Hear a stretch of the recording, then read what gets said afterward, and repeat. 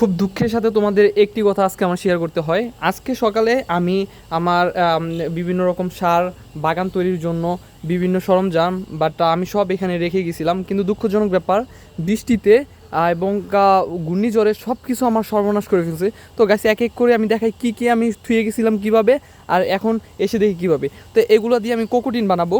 তো এটা মূলত নারকেলের ছোবা, এটা আমি এক জায়গা থেকে কিনছিলাম, বাট রোদে দেওয়ার জন্য এখানে রেখে গেছিলাম, কিন্তু কি হয়ে গেছে দেখেন, বীজে শেষ।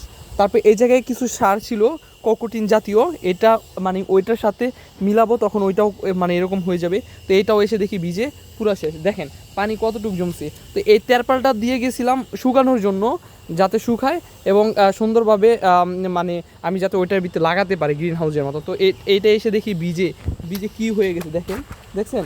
তারপর এই যে এই জায়গায় যে জায়গায় আমি মাটি রেখে গেছিলাম, তো এই জায়গায় আমি মানে বাগান উৎপাদনের জন্য মাটি রেখে গেছিলাম, দেখেন মাটিগুলো মানে পানিগুলো অবস্থা দেখেন পুরো প্যাক হয়ে গেছে, কত পরিমাণ মাটি ছিল আর কি হয়ে গেছে।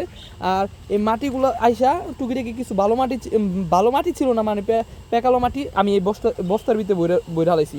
ওই জায়গায় মাটি আছে ওইগুলো শেষ। আর এই জায়গায় দিয়ে গেছিলাম আমি আমার বিভিন্ন প্রকারের সার, খোল সার মানে মিশ্রণ যুক্ত।